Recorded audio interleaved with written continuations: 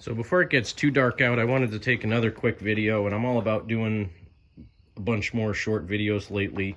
This is my treacherous pile of Sears and Cub Cadet and whatever brand those are, wheel weights. I think those are Jacobson.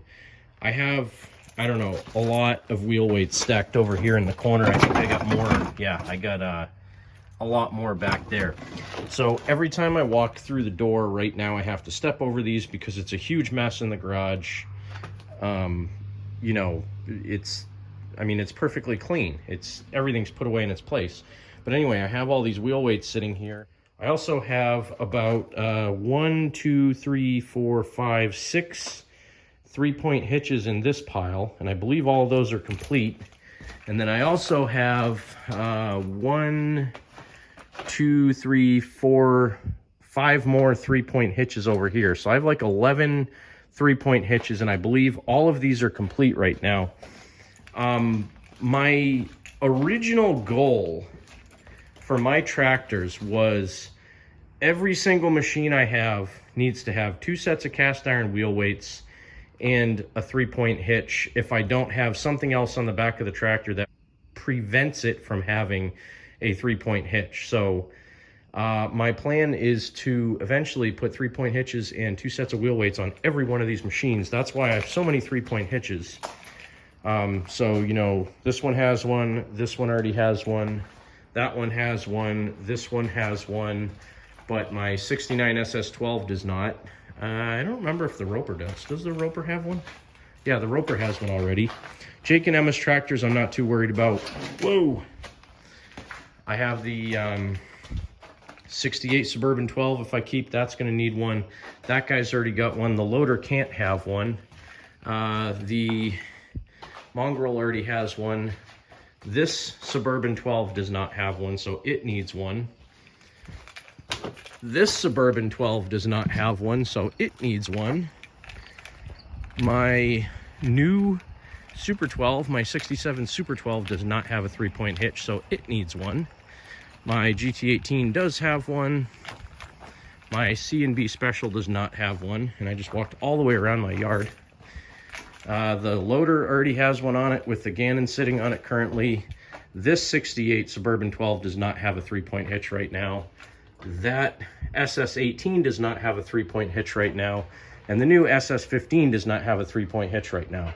Now, I realize that that's not 11 tractors, but you know I'm going to end up getting more eventually. But I got lots of machines that need wheel weights, lots of machines that need 3-point hitches. So at some point in time, I need to do a montage of me putting all of these wheel weights and 3-point hitches on my tractors. And in fact, I might start right now by putting a 3-point hitch on the back of the C&B Special. I think I have a really nice painted white one that would look great on that tractor. So here's another Sears Suburban tip and trick.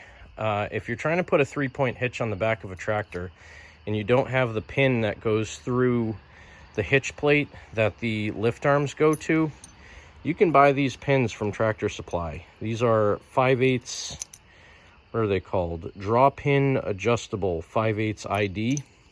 You can buy these things and bolt them in the holes on the side of the frame like that. So if you don't have that bar that goes all the way across, these will work just as well. So let me show you how they get mounted on there. I'll attempt to do this without my hands really getting in the way, but this pin, let me peel the sticker back here. This has a lot of threads on it. You only need about this much of it to stick out because the actual lift arms are only about 1 inch thick, maybe a little bit less, but you have the ability to adjust the length on this thing. So you want to set your inner nut about the same on both of these, and I'm going to probably put it, so what I want to do is have this guy, that's actually sticking out a little bit too far. So what I want to do is adjust that guy down. So I have about maybe 1/4 inch of threads left on it. I'm going to do that on both of them. Then you just stick it in the hole. You got a lock washer, goes on the inside. And then that big nut I just took off also goes on the inside.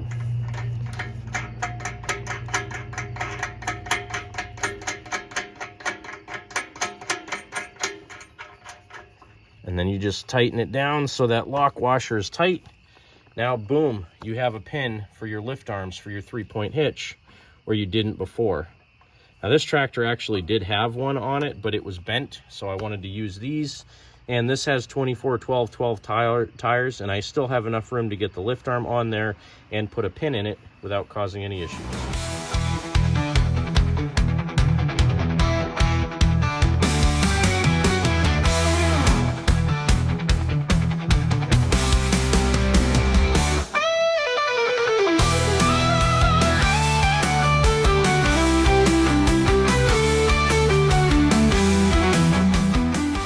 My phone's about to die, but I'm going to attempt to get this thing on quickly.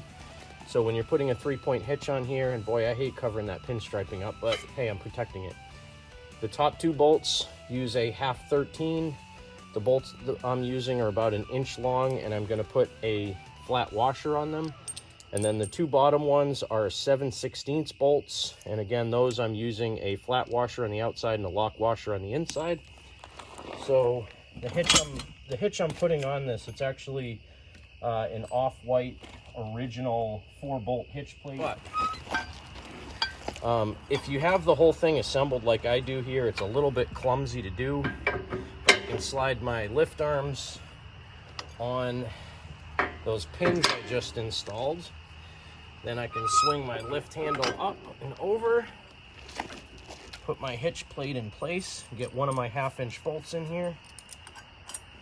And again, this is a little bit clumsy if you're trying to do it with the whole hitch assembled. Usually it's better to do this with the lift arms and everything off, but that screws right in there. And the other one.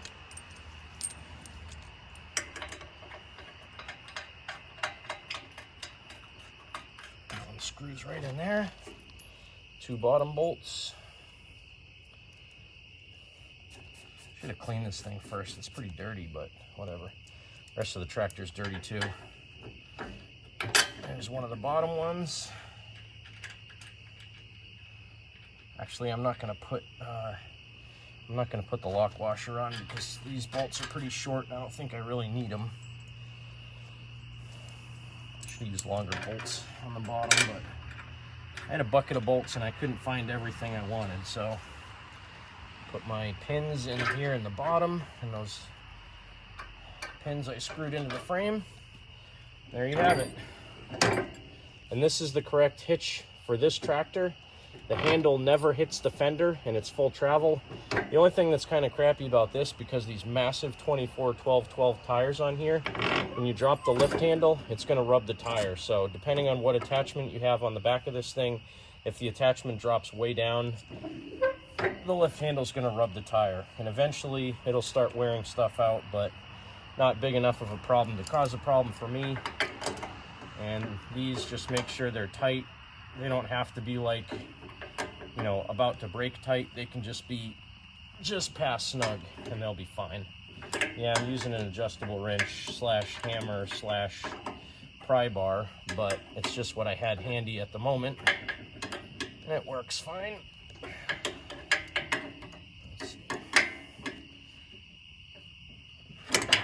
Oops. Alright, so that one's tight enough. I'll just tighten these down in the back.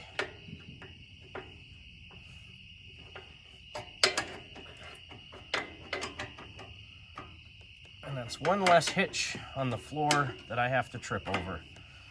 I know, first world problems, right? 11 3-point hitches and about 15 pairs of wheel weights that are just sitting on the floor. What a shame. But I tell you, they will get used in the Cranky Motorsports stable.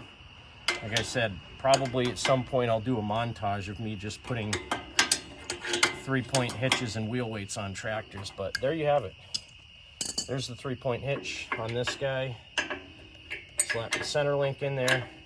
And one piece of advice, if you leave your 3-point hitch on your tractor all the time, you don't really want to leave the center link in this pin. If you ever pull a trailer, you will bend and break this thing. So here's another tip, a freebie.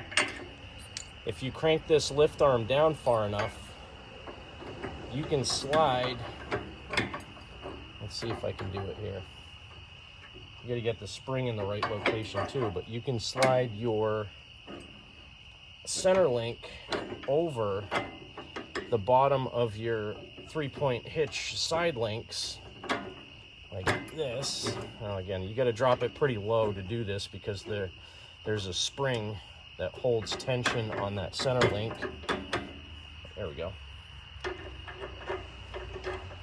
But for transport and to lock your 3-point hitch from swinging around when you're just driving, which I never really had a problem with that, but you can put your center link, here's the hole, there it is. And put your center link right on your 3-point hitch side links, and now it is completely out of the way. You won't catch it on your trailer and bend it or break it, and you always know where it is.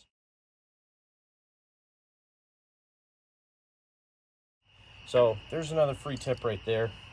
I'm gonna sign off. It's late. As you can tell, I'm using my light again, which I hate doing. It's almost dark, but I wanted to get a few more things fixed on this tractor before the night was over. Thanks again for watching. Tune in next time on Cranky Motorsports.